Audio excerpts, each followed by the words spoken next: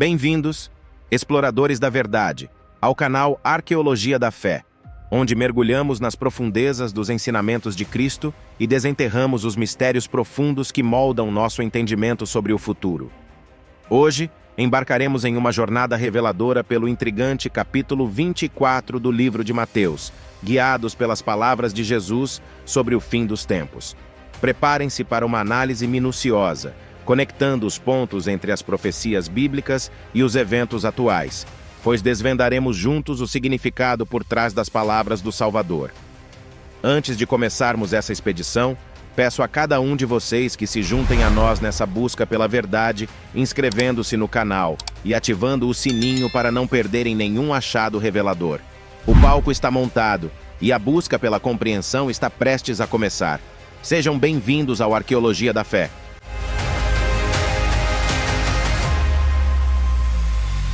Raramente, ao longo da história da humanidade, o tema do fim dos tempos foi tão abordado quanto nos dias atuais.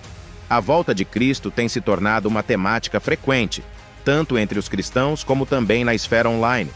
Um dos trechos bíblicos amplamente citados nessas discussões é o capítulo 24 do livro de Mateus, no qual Jesus discorre sobre os eventos que antecederão sua segunda vinda.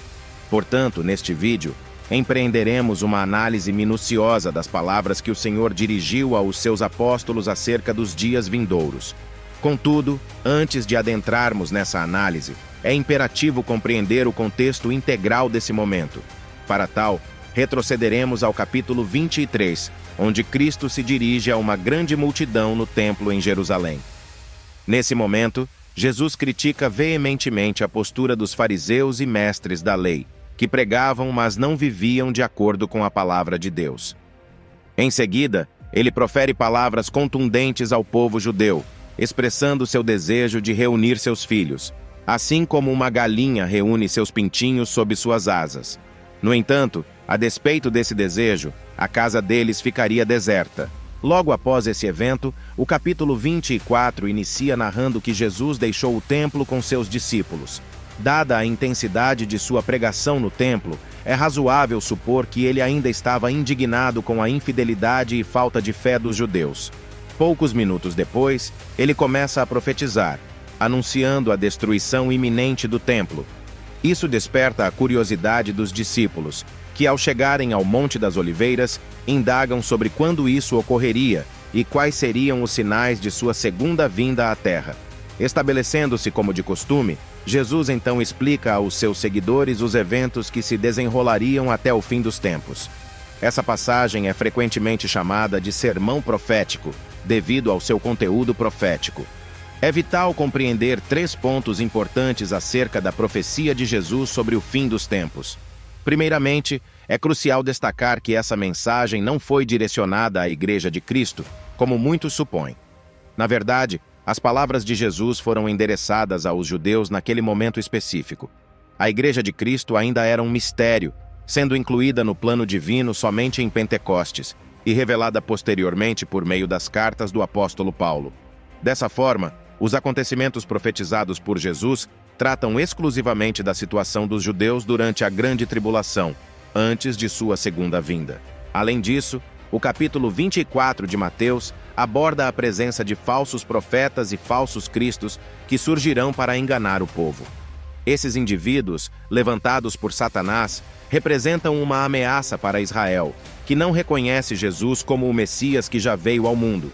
A Igreja de Cristo, por sua vez, deve estar atenta aos falsos mestres, apóstolos e pregadores, e desenvolver discernimento espiritual para não se desviar dos caminhos do Senhor.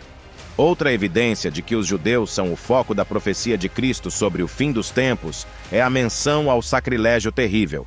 Nesse trecho, Jesus faz referência à terra judaica, ao templo e aos sacrifícios, conforme profetizado por Daniel.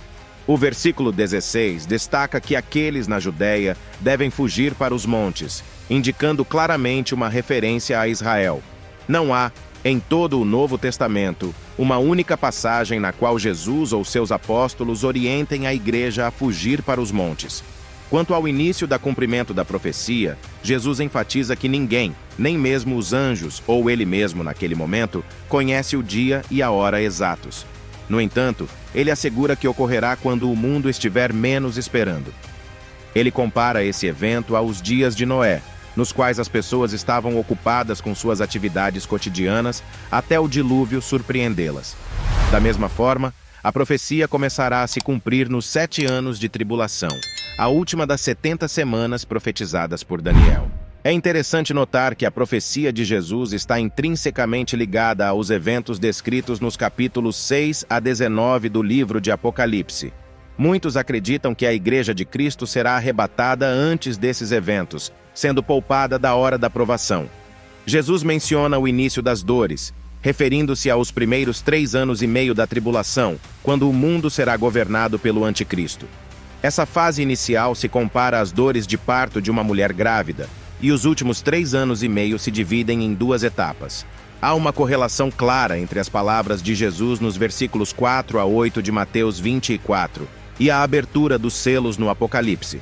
Por exemplo, no versículo 5, Jesus alerta sobre falsos cristos, o que se alinha com a abertura do primeiro selo, onde um cavaleiro branco, simbolizando o anticristo, surge como um vencedor determinado. As guerras e rumores de guerras mencionados por Jesus no versículo 6 correspondem à abertura do segundo selo, representado por um cavaleiro vermelho que tira a paz da terra. No versículo 7, Jesus fala sobre nação se levantando contra nação e grande fome, relacionando-se à abertura do terceiro selo no Apocalipse, simbolizado por um cavaleiro preto com uma balança. O versículo 7 também menciona diversos eventos que tirarão a vida de muitas pessoas, conectando-se ao quarto selo e ao cavaleiro da morte. A partir do versículo 9, Jesus profetiza sobre a segunda metade da 70ª semana de Daniel, descrevendo a perseguição, martírio, sinais celestiais e a traição em Israel. Ele destaca que o engano e a impiedade aumentarão, e o amor se esfriará, indicando um abandono generalizado da fé. Aqueles que perseverarem até o fim testemunharão a volta de Jesus e participarão de seu reino milenar. Outro aspecto salientado por Jesus é a pregação do Evangelho do Reino em todo o mundo, realizado pelo remanescente e pelos 144 mil selados de Israel durante a tribulação. Esse Evangelho do Reino difere do Evangelho da Graça pregado atualmente.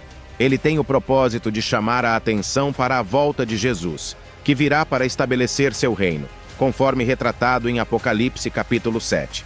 Retornando ao versículo em que Jesus menciona a abominação desoladora ou o sacrilégio terrível, é vital compreender que essa profecia não se cumpriu em 70 depos de Cristo com a destruição do templo pelos romanos. A abominação da desolação será estabelecida pelo Anticristo, alcançando seu cumprimento pleno na metade dos últimos 7 anos, como profetizado em Daniel capítulo 12. Essa profecia de Daniel refere-se claramente à grande tribulação, um período de intensa angústia para o povo judeu. Por fim, qual mensagem essa profecia de Jesus traz para nós hoje?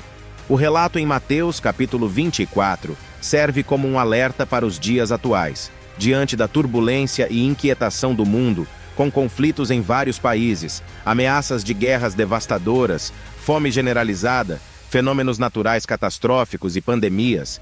É imperativo que os cristãos estejam preparados. A Terra está experimentando dores semelhantes às de uma mulher prestes a dar à luz. Portanto, é crucial não se deixar distrair pelos prazeres mundanos ou abalar a fé. Em vez disso, devemos permanecer firmes em seguir a Jesus, o único que pode salvar e garantir a morada eterna com Ele. Amém. Que Deus abençoe a todos.